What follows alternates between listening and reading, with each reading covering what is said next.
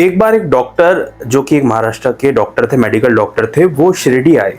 और शिरडी आने के बाद किस तरीके से बाबा ने उन पर प्रेम बरसाया, ये आपको इस कहानी में जानने को मिलेगा। देखिए, साईं बाबा अपने मस्तक पर, अपने फोरहेड पर जो तिलक लगाते थे वो चंदन का होता था। और वो चंदन का जो तिलक है, वो त्रिपुंडाकार तिलक जो है, वो हर कोई नहीं लगा पाता था। बाबा सिर्फ महालसापति को ही आज्ञा देते थे। और महालसापति जब आते थे खंडोबा की पूजा करने के बाद, शिरडी में अलग अलग मंदिरों में दर्शन करने के बाद, उसके बाद बाबा को जो त्रिपुंडाकार तिलक लगाते थे, उसके अलावा कोई भी, मतलब किसी की भी हिम्मत नहीं थी कि बाबा को वो चंदन का पेस्ट लगा पाए माथे में, वो तिलक लगा पाए। वो सिर्फ महालसापति लगाते थे। और किस तरीके से एक दूसरे भक्त ने ये तिलक लगाया और फिर बाबा का क्या रिएक्शन था, आपको जानने को मिलेगा। तो हुआ ये कि जो डॉक्टर पंडित थे वो शिरडी आए, और शिरडी आने के बाद बाबा के दर्शन किए। बाबा ने उन डॉक्टर पंडित को कहा कि आप दादा भट्ट केलकर, जो कि बाबा के एक और भक्त है, वहां जाकर ठहरो। तो बाबा की आज्ञा थी, इसलिए जो डॉक्टर पंडित है वो दादा भट्ट केलकर के यहाँ पर चले गए। दादा भट्ट केलकर ने भी उनका स्वागत किया, और वहाँ पर आपस में बातचीत करने के बाद दादा भट्ट केलकर ने कहा कि अब मुझे बाबा की पूजा करने जाना है, तो आप भी चलिए। तो दादा भट्ट केलकर के साथ डॉक्टर पंडित भी चल दिए, और उन्होंने अपनी पूजा की सामग्री ली, और वहाँ पर वो द्वारका माई में आ गए। अच्छा, बाबा की पूजा वगैरह करने के बाद जो दादा भट्ट केलकर थे, उनके पास में थाली रखी थी, और वहीं पर खड़े थे डॉक्टर पंडित, जिसमें उस थाली में जो है वो चंदन का लेप भी था। तो डॉक्टर पंडित ने वो लेप उठाया, और पता नहीं उनको क्या समझ में आया, उन्होंने वो लेप लेकर और वो त्रिपुंड आकार में, 3 जो फोरहेड पर लाइन होती है, उस आकार में जो है बाबा के मस्तक पर तिलक लगा दिया। अब जो आसपास जो भक्त बैठे थे वो बहुत हैरान हुए, क्योंकि कुछ भी हो सकता था। बाबा क्रोधित भी हो सकते थे, बहुत गुस्से में भी आ सकते थे, क्योंकि महालसापति के अलावा किसी को ये इजाजत नहीं दी थी, और किसी की तो हिम्मत भी नहीं थी। लेकिन हैरान कर देने वाली बात ये नहीं थी, हैरान कर देने वाली बात ये थी कि बाबा ने कुछ भी नहीं कहा। बाबा चुपचाप मुस्कुराते रहे। आसपास जो भक्त बैठे थे वो कंफ्यूज हो गए कि बाबा ने आखिर असल में क्यों नहीं किया। एक तो कोई दूसरा व्यक्ति, और ऊपर से बाबा के मस्तक पर तिलक लगाए बिना पूछे, बिना बताए, तो ये कैसे संभव है, क्योंकि महालसापति के अलावा ये कोई कार्य कर ही नहीं सकता। ये बात हो गई, और वहां से डॉक्टर पंडित भी शिरडी में अलग अपने काम के लिए निकल गए।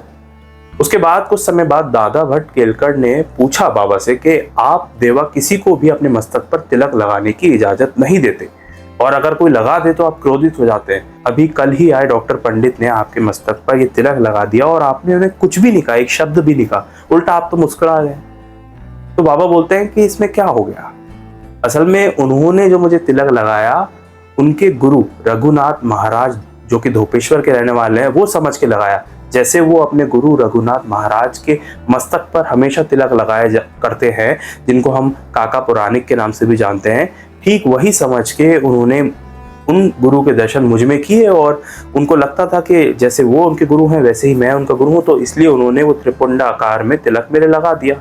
असल में ये महाराज को लगाया गया है। सब सुनकर बहुत हैरानी हुई दादा भट्ट केलकर को, क्योंकि बाबा असल में कभी भी तिलक तो लगवाते नहीं हैं। उसके बाद बाबा से बातचीत करने के बाद जब दादा भट्ट केलकर गए, और जाने के बाद उन्होंने डॉक्टर पंडित से ये बात पूछी कि आपने बाबा के मस्तक पर तिलक क्यों लगाया।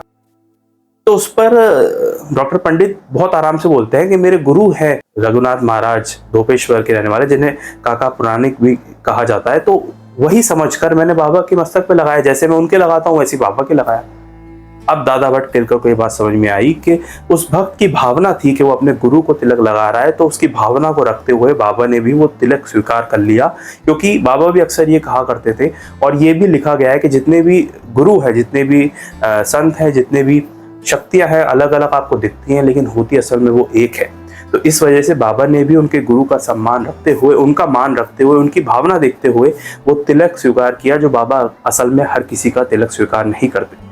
तो ये बात हमें बताती है कि किस तरीके से जो भक्तों की भावना जैसी रहती थी, उनको वैसा ही फल देते थे बाबा। और उनकी भावना पहले से ही समझकर, उनको किसी भी तरह का कष्ट ना हो या किसी भी तरह की असुविधा ना हो, उसका हमेशा बाबा ध्यान रखते थे। और बाबा ने इसलिए कुछ भी नहीं कहा, तब जब अगर कोई और व्यक्ति होता तो बाबा उसको डांट देते।